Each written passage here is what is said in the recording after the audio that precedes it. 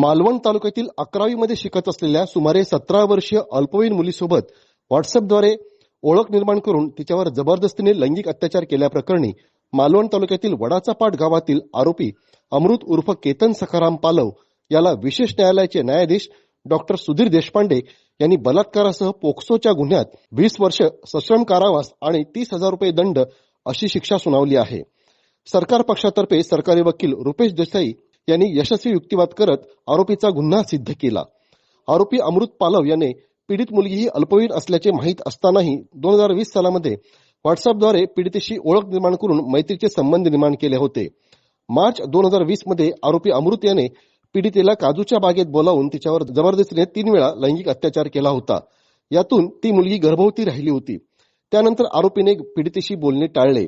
त्यानंतर 23 जानेवारी 2021 रोजी अमृत याच्या विरोधात मालवण पोलीस ठाण्यात आयपीसी कलम 376(1) 376(2) एन याच्यासह पोक्सो कायदा कलम 4, 6 आणि 12 अन्वये गुन्हा दाखल करण्यात आला होता।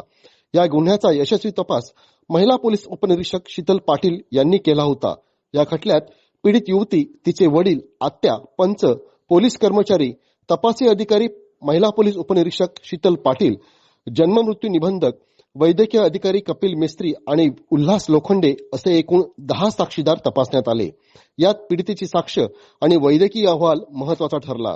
सरकारी वकील रुपेश देसाई यांनी केलेला यशस्वी युक्तिवाद ग्राह्य धरून न्यायालयाने आरोपी अमृत याला पोक्सो कायदा कलम 4 अन्वये 10 वर्ष सश्रम कारावास आणि 10,000 दंड तसेच पोक्सो कायदा कलम 6 अन्वये 20 वर्ष सश्रम कारावास आणि 20,000 रुपये दंड अशी शिक्षा सुनावली आहे। जिल्हा व सत्र न्यायाधीश डॉक्टर सुधीर देशपांडे यांनी स्पेशल केस 13/2021 मध्ये भादवी कलम 376(1) 376(2) एन व पोक्सो सेक्शन 4(6) अंतर्गत आरोपीला 20 वर्ष सश्रम कारावास व 20,000 रुपये दंड तसेच पोक्सो सेक्शन 4 खाली 10 वर्ष सश्रम कारावास व 10,000 रुपये दंड म्हणजे एकूण 30,000 रुपये दंड व 20 वर्ष सश्रम कारावासाची शिक्षा दिलेली आहे। सदर शिक्षेमध्ये आरोपीने दोन्ही कलमाखाली एकत्रितरित्या सदर शिक्षा भोगावायची आहे असं सांगण्यात आलं।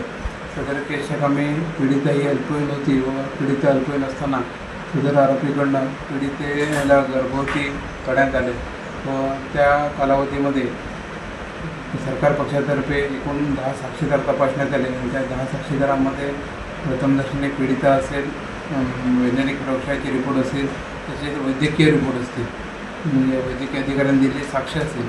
त्या साक्षीच्या अनुषंगाने सरकार पक्षाने भक्कम पुरावा कोर्टाकडे आणला व आरोपीला आलेल्या पुराव्याच्या आधारे मेहरबान कोर्टाने 20 वर्षाची शिक्षा सुनावलेली आहे।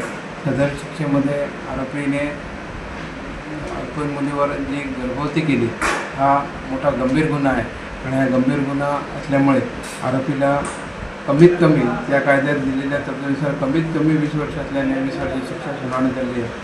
त्या शिक्षेमुळे यापुढे समाजामध्ये एक चांगला मेसेज जाईल की आरोपीकडनं अशा प्रकारच्या गंभीर कृत्य घडण्यापासून आळा बसेल व भविष्यात ही नवीन पिढी कुठेतरी यातनं या अशा मोठ्या संकटातनं सावरू शकेल या न्याय निर्णयामुळे दिसून आलेलं आहे।